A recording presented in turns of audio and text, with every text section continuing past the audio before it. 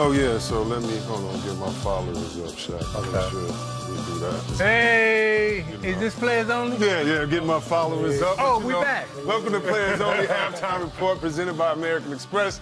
I'm C. Webb, you know Zeke, you know BD, and the big fella, you know Big Shaq. Now, we already saw LeBron. He got to 30,000 points. That's just an incredible feat, but we'll get back to more of that in a minute.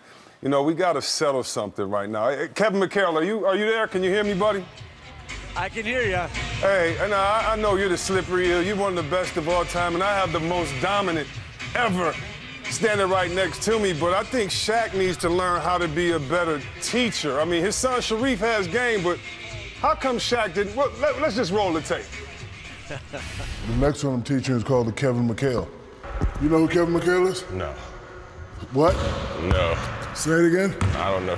That's your homework today. That Kevin McHale move took me about 7 years to master. I just taught him that today.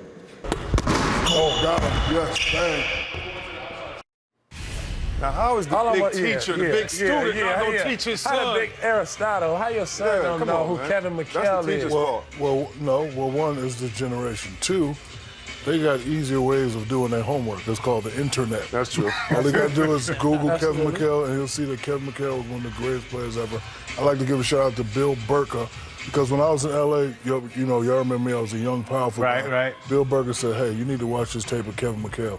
And I never really watched him growing up because I always look at the big guys, Patrick, Kareem. But I watched this tape, I was like, this white boy got some moves. So We said McHale had some moves. Oh, yeah, he had some moves. So. Mac, you all right down there? I'm doing all right, Don. Miss you guys in the studio, but we're watching the games, and I'm kind of wondering what Cleveland's doing right now. They don't look too sharp. They don't have a lot of defensive presence, and they look disjointed to me. How did it look to you guys? Hey, Kev, but that's what kind of we want to ask you. Isaiah was talking about earlier, just the fact that, you know, when you have team meetings, players kind of getting together, trying to figure it out. And we were asking Isaiah, as a manager, you're players only. You've been a coach. You've been in management before. What do you see? If you're on that phone right now, are you just trying to get trades? Is it just lack of effort, or is it the fact they just don't have or they don't have the talent? You know what? I think it's lack of effort and chemistry. They just don't. You watch them play, and there's something missing. They seem disjointed. There's no joy out there. They're just not. They're not playing for each other. You know, my old teammate ML Carr had a great statement. He used to say, "If you're meeting, you're not winning. Because when you're winning, the only time you're meeting is at the game to kick the other team's butt." And so, you know, these meetings and stuff like that can help, but I just don't see the passion right now I want to see out of Cleveland, especially on the defensive end.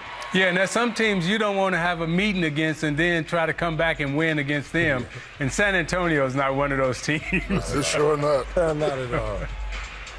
No question. San Antonio's ball and body movement is impressive on the offensive end. They're moving it, they're passing it, not getting a lot of resistance from Cleveland, but still, a lot of no-name players right now are suiting up for the Spurs and playing well for them.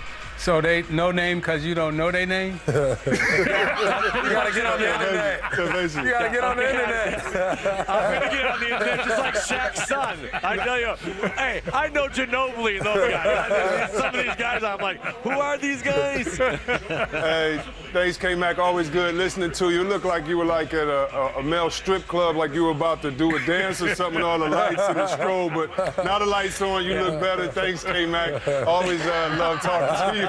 Always love talking to you about the game, Big Sexy. Hey, Baron. Coming to the stage now, Kevin McNasty. Kevin McNasty. With the move, he got the moves. And he all shoulders, he all up here. I'm just a bachelor.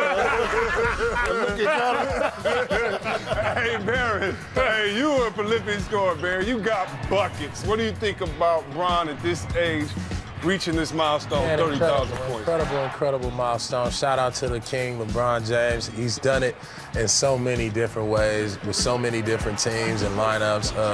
You know, the one thing about this kid is you know, he's a machine. He loves the game. He plays the game the right way.